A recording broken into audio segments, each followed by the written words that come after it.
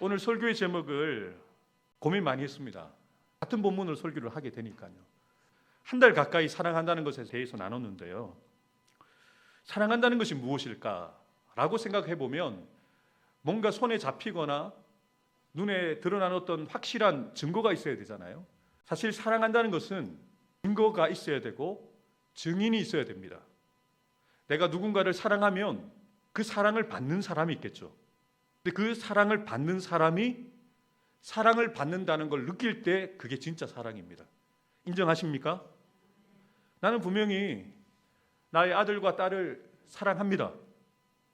그리고 사랑하는 마음에 필요할 때는 잔소리를 합니다만 아이들이 느끼기에 나를 위한 말로 들리지 않고 긴 잔소리로 들리면 아이들은 그것을 사랑으로 받지 않습니다. 그냥 엄마가 화가 나서 아빠가 감정적으로 던지는 말은 아이를 변화시킬 수가 없습니다. 진심이 닿아야 되죠. 정말 엄마가 아빠가 나를 사랑하는구나. 그걸 느낄 때 아이가 정신을 차리고 공부 안 하던 아이가 공부를 하게 되고 엄마와 아빠의 말을 듣게 되는 거죠. 오늘 이 설교의 제목은 사랑에만 한정되는 것이 아닙니다. 우리가 주님을 믿습니다라고 고백을 합니다. 우린 믿는 자다라고 세상 사람들 앞에 이야기를 합니다. 나는 목사입니다라고 저는 제 신분을 이야기를 합니다만 정말 중요한 것은 여러분들이 예수 믿는 사람입니다라고 고백했을 때 여러분 주변에 있는 같은 신앙을 가진 성도들에게 또 믿지 않은 여러분들의 가족들과 이웃들과 친지들에게 이렇게 인정받아야 돼요. 진짜다. 너 예수 믿는 사람 맞다. 제가 목사입니다라고 이야기하는데 당신이 목사였어요? 이러면 목사의 직분을 내려놓든지 아니면 목사답게 살기 위해서 변화가 필요한 거죠. 그럼 우리의 믿음이 하나님께 인정받기를 주님의 이름으로 축복합니다. 우리의 믿음이 우리 성도들 사이에서 인정받는 여러분의 믿음이 되기를 주님의 이름으로 축복합니다. 나 목사입니다. 나 장로입니다. 나 안수집사고 권사입니다. 자랑하십시오. 그런데 그 자랑하는 것에 부끄럽지 않게 사십시오.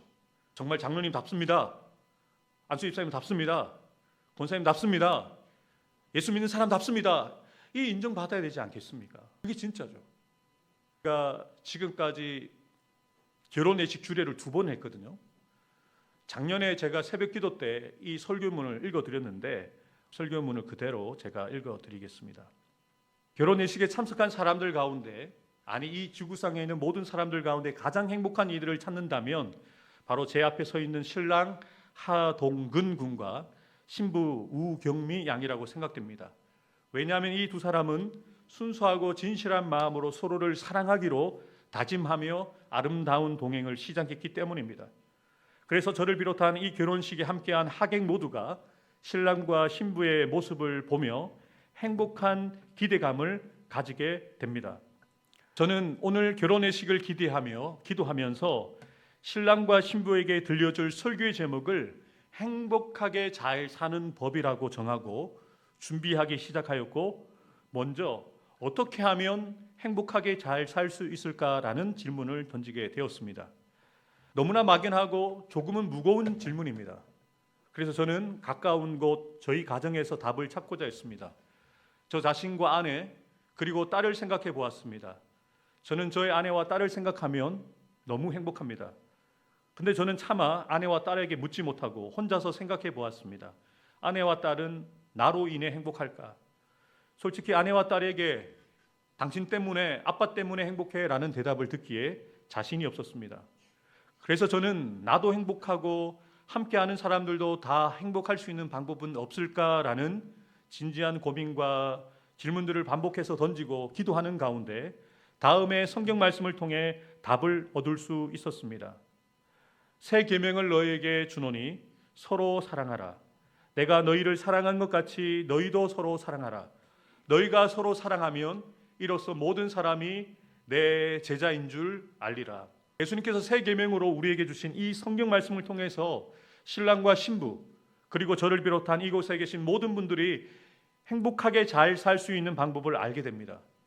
그 방법을 알려드리기 전에 죄송하지만 하객들 가운데 먼저 결혼하신 여러분들에게 여쭈어보겠습니다. 여러분들은 왜 결혼하셨습니까?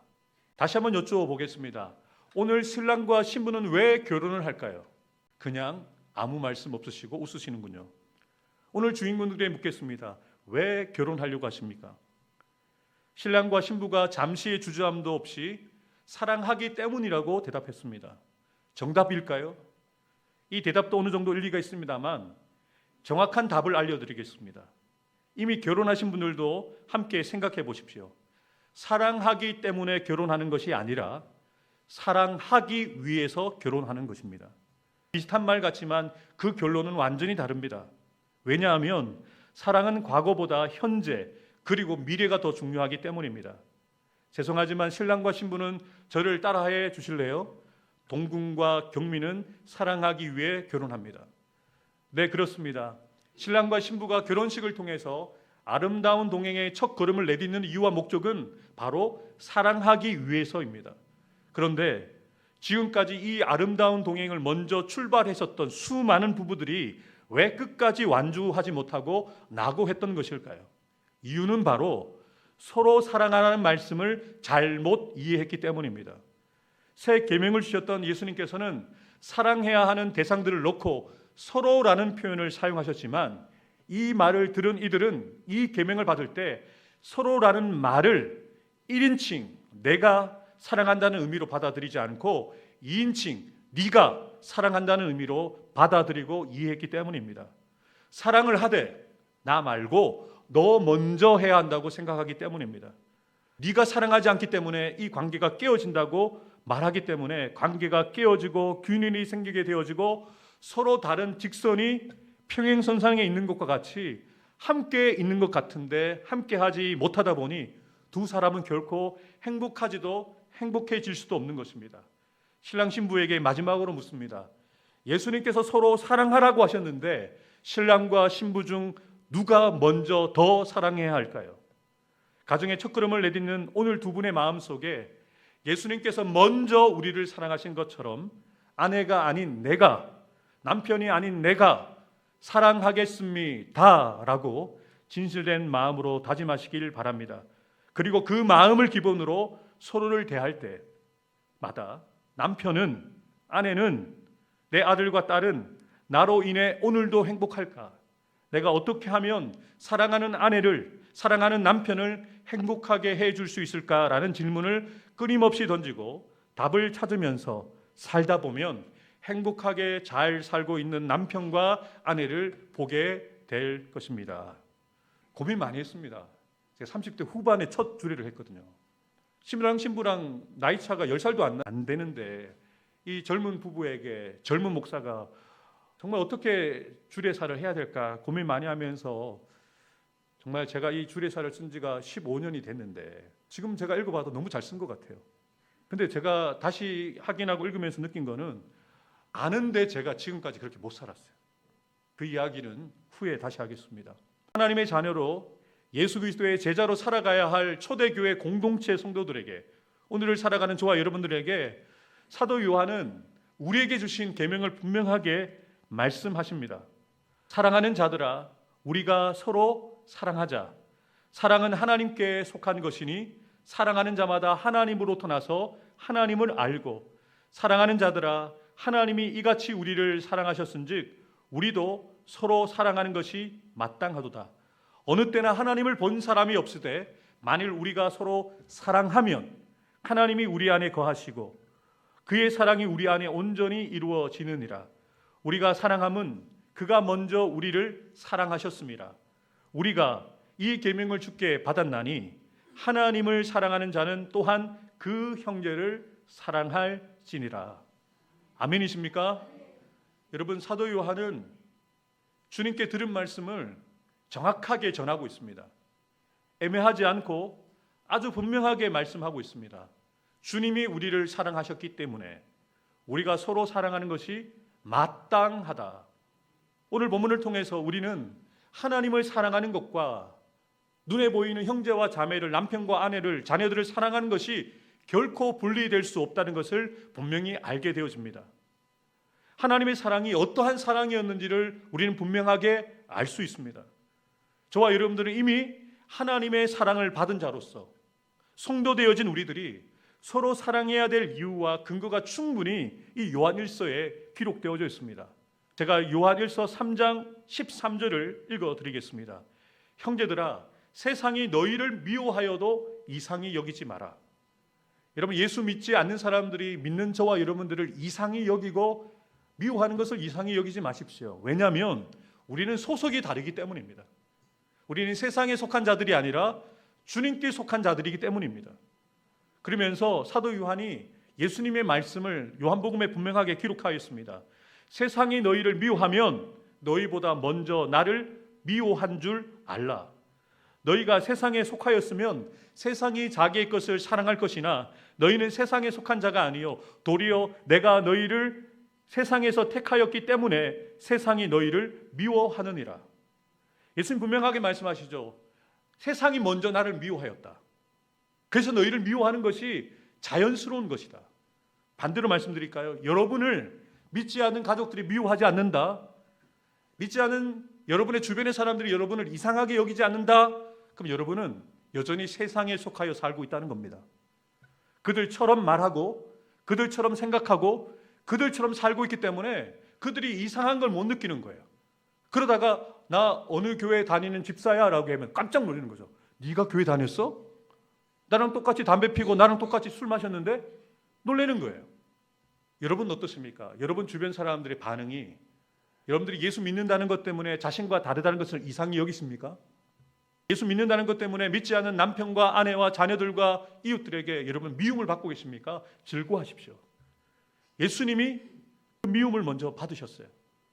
당시 이 요한일서를 받고 있는 초대교회 성도들이요, 예수 믿는다는 것 때문에 미움을 받는 걸 넘어서서 핍박을 받고 죽는 사람들도 있었어요. 우리는 서로 사랑하라는 아름다운 메시지만 들리지만 이들은 생명이 걸려있는 문제입니다. 세상이 그리스도인을 미워한다는 것은 이미 예수님께서 말씀하신 내용이기 때문에 세상이 너희를 미워하는 것을 두려워하지 말아라. 너희를 핍박하는 것, 너희를 죽이려고 하는 것을 두려워하지 마라. 예수님도 세상의 미움을 받고 결국 십자가를 지시지 않았느냐. 우리도 그 길을 걸어가는 거다. 이걸 전하기 위해서 요한 1서, 2서, 3서를 쓰고 있는 거예요. 사도 요한이 왜 이 말씀을 기록하고 있느냐. 우리는 세상에 속한 자가 아니다. 주님께 속해 있는 주님의 소유이다라는 것을 분명하게 알려주기 위함이죠. 그러면서 무엇을 이야기하고 있습니까? 우리는 형제를 사랑함으로 사방에서 옮겨 생명으로 들어간 줄을 알거니와 사랑하지 아니하는 자는 사망에 머물러 있느니라. 아멘. 말씀을 해석할 필요도 없어요. 있는 그대로입니다. 누군가 여러분이 사랑하지 않는 사람이 있잖아요. 여러분 무덤 가운데 계시는 거예요. 사망 가운데 있다는 거예요. 사랑하지 않는 것은 다른 사람 손해가 아니라 여러분 손해라는 거예요. 여러분의 영혼이 피폐해지고 여러분의 영혼이 죽은 상태로 머물러 있다는 거예요. 근데 이 말씀을 잘못 이해하면 사망에서 옮겨 생명으로 들어가는 것은 형제를 사랑하기 때문에 영생을 얻었다라고 잘못 오해하실 수 있는데요. 그런 의미가 아닙니다. 우리가 사망에서 하나님의 은혜로 생명으로 옮겨졌기 때문에, 은혜로 구원받았기 때문에 사랑한다는 거예요.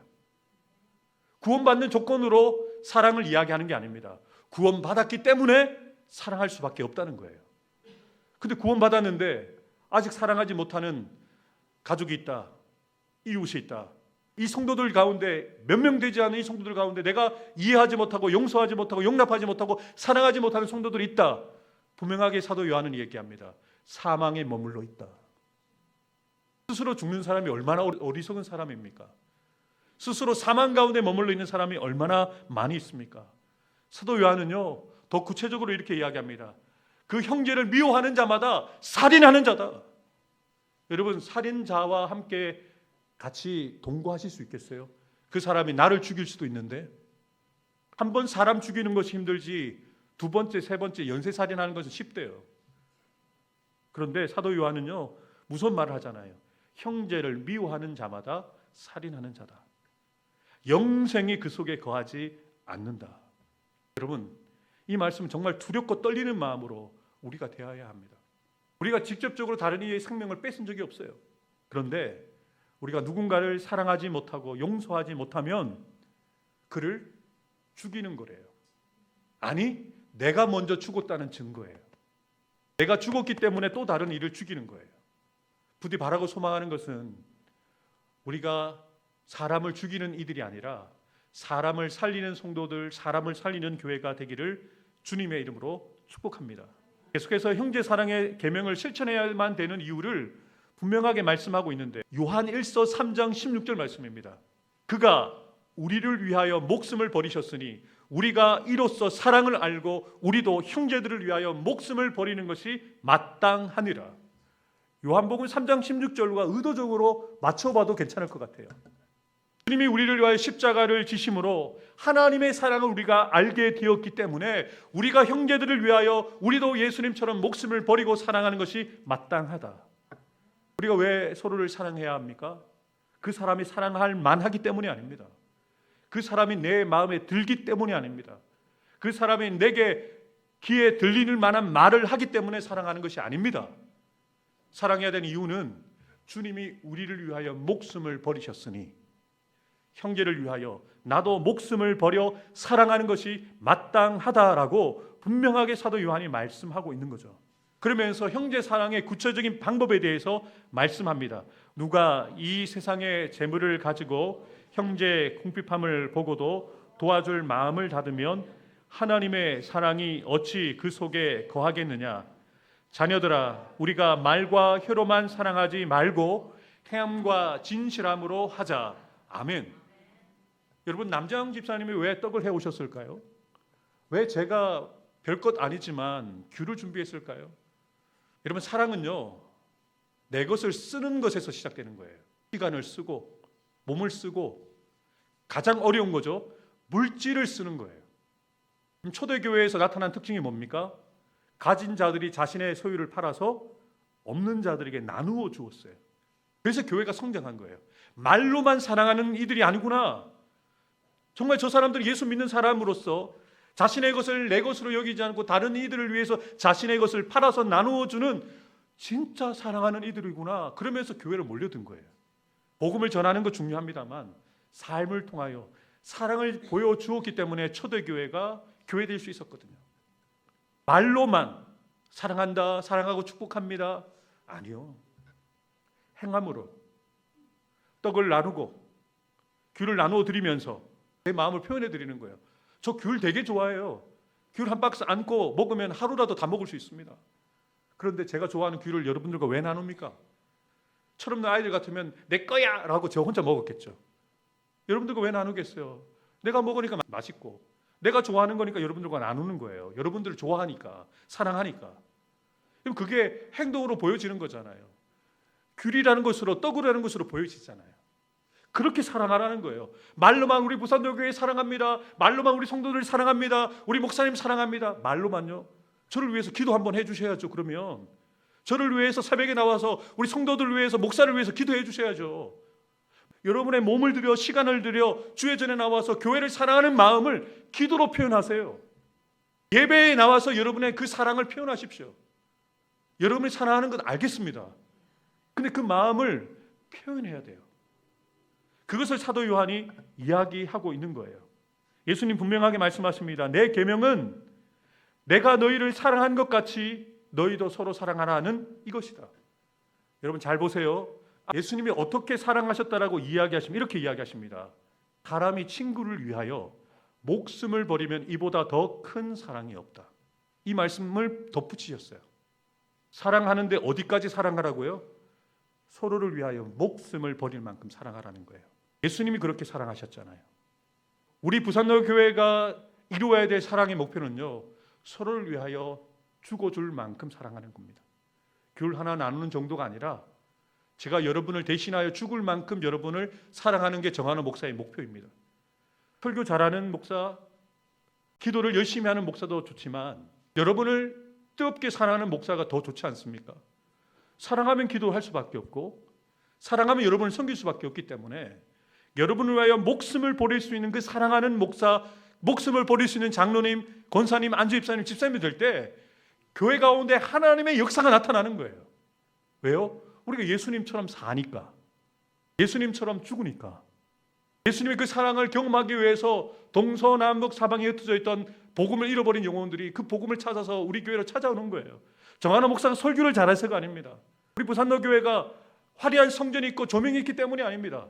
여기에 생명의 말씀이 있다면, 사랑하는 이들이 있다면, 서로 사랑하는 예수님의 제자들이 모여 있다면 이곳에 그들이 찾아오는 거예요. 무엇이 먼저이겠습니까? 성도 여러분, 저는 이 말씀 준비하면서 제가 참 많이 부족하다는 생각을 했어요. 사실은 제가 이 이야기를 하기 위해서 3주의 시간이 걸렸습니다. 제 아내랑 딸이 있기 때문에 제가 이 이야기하는 게 참 상당히 부담스러운데요. 일단 여러분들이 미리 용서해 주시길 바라면서 제가 제 이야기를 좀 드리겠습니다. 앞서 제가 주례문을 썼던 것처럼 사실은 저희 아내랑 딸이 저로 인해서 행복하지가 않습니다. 저는 좋은 아빠, 좋은 남편이 아닙니다. 설교 조금 하는 목사라고 여러분들에게 인정받을지 모르겠지만 저는 가정에서 좋은 남편과 좋은 아빠가 아닙니다. 사실 작년에 저희 아내가 5월 첫 주부터 6월 둘째 주까지 교회에 오지 않았던 기간이 있었어요. 사실 제 치부를 말씀드리는 부분이라 장로님께 찾아가서 양해를 드렸습니다. 저희 아내가 몸이 안 좋아서 교회를 못 올 것 같습니다. 그 기간은 정할 수 없습니다 하고 말씀을 드렸는데 거짓말은 아니었습니다만 약간의 제가 자기 방위적인 그런 표현을 썼죠. 장로님께 그렇게 말씀드렸어요. 기간이 3달이 될 수도 있고 6개월이 될 수도 있고 1년이 될 수 있고 그렇게 말씀을 드렸거든요. 사실은 작년에 저의 가정의 위기였고 저의 목회의 위기였습니다. 저희 아내가 돌아오지 않을 수도 있었던 때였습니다. 이혼할 각오하고 저희 딸과 짐을 싸서 나갔거든요. 저는 티를 안 내려고 나름대로 힘을 썼지만 느끼시더라고요, 여러분들이. 뭔가 설교 때 힘이 없는 것 같고 뭔가 자신감이 없는 것 같고. 왜냐하면 제가 그래도 주일마다 새벽마다 설교는 해야 되는데 설교의 자신은 솔직히 없었어요. 정말 어거지로 짜내듯이 설교를 했던 것 같아요. 한 4주, 5주 정도를. 자세한 내용들은 제가 다 말씀을 드릴 수는 없고 하나님께서 그래도 우리 가정을 긍휼히 여기시고 또 저를 불쌍히 여기시고 우리 교회를 사랑하셨기에 하나님께서 우리 아내의 마음을 움직여 주시고 우리 딸의 마음을 움직여 주셔서 용서를 해서가 아니라 한번 지켜보겠다라고 해서 생일 지나서 돌아왔거든요. 그리고 제가 그 사이에 우리 아내에게 잘못한 부분들에 대해서 매일 카톡으로 제가 당신에게 이거 한 것에 대해서 미안한 마음 가지고 있습니다. 앞으로 이렇게 하겠습니다라고 다짐을 쓴 내용들이 40일 가까이 썼는데 사실 그 내용들을 지금 제가 지키고 있느냐? 지키고 있지 못합니다. 지난주 주간에도 저희 아내와 다투고 우리 아내의 마음을 좀 상하게 하는 일들이 있었는데 제가 지난주도 너무 설교하기 힘든 거예요. 제가 나의 사람들을 사랑하는 제가 사랑하지 못하는데 어떻게 여러분들에게 사랑을 이야기할 수 있겠어요? 오늘 더더욱 그렇죠. 제가 인정받지 못하는 사람인데 여러분들에게 어떻게 이 말씀을 드릴 수 있을까? 근데 여러분, 제 아내와 딸에게 그리고 성도님들에게 말씀드리고 싶은 것은 저도 진심으로 여러분들을 사랑하고 싶습니다. 우리 아내와 딸이 정말 내 남편이 내 아빠가 나를 사랑하는구나 진심으로 느끼는 사랑을 하는 아빠와 남편이 되고 싶습니다. 아직은 아닙니다. 아세요? 괜히 저 부끄럽습니다. 묻지 마시고요. 정말로 저는 빵점짜리 남편이고 빵점짜리 아빠입니다. 저는 우리 김일 장로님 전화를 박미양 권사님이 받으시는데 제가 깜짝 놀랐어요. 핸드폰에 그렇게 뜨는 거예요. 내 편. 근데 우리 아내는 당신은 진짜 남의 편이야 이렇게 얘기를 하거든요. 오늘 시간상 다 말씀드리지 못하고 부끄러운 고백을 드립니다. 저는 나의 사람들에게 사랑을 인정받지 못하는 못난 남편, 못난 아빠입니다. 또 여러분들이 느끼시기에 제가 여러분들 사랑하는지 여러분들이 그 사랑을 받고 있다라고 인정받는 저인지는 잘 모르겠습니다. 그런데 오늘 주신 말씀 서로 사랑하라 주님 명령하셨을 때 저부터 이렇게 고백하겠습니다. 제가 나의 사람들에게 사랑받는다는 것을 인정받는 제가 되겠습니다. 그리고 여러분들도 저와 함께 여러분들의 사람들에게 사랑을 받는다고 인정받는 사람들이 되는 여러분들이 되었으면 좋겠습니다. 그러면 우리 가정이 천국이 되지 않겠습니까? 우리 교회가 천국이 되지 않겠습니까? 주님의 말씀에는 나로 반응하는 것이 아닙니다. 사랑하라. 전 설교자니까 사랑하라는 말씀을 오늘도 전하잖아요. 그런데 저는 제가 먼저 사랑하겠습니다. 그리고 우리 서로 사랑하자라고 여러분들에게 권면드리고 싶어요. 우리 부산도 교회가 사랑만 하는 교회였으면 좋겠습니다. 또 저희 가정을 위해서도 기도해 주시고 저를 위해서 기도해 주실 때 제가 부끄러움 없이 담대하게 이 단위 위에서 설교할 수 있는 목사가 될 수 있도록 우리 가정을 위해서 저를 위해서 기도해 주시는 게 저를 사랑하는 겁니다. 저는 귤 하나 드리지만 더 큰 걸 부탁드립니다. 우리 가정을 위해서, 부족한 종을 위해서. 부족한 종이 이 부산로 교회라는 주님의 교회를 섬기기에 너무 부족한데 여러분이 기도해 주시고 우리가 서로를 위해서 기도하면 우리 부산로 교회가 천국이 되지 않겠습니까? 여러분, 저는 이런 교회 만들고 싶어요.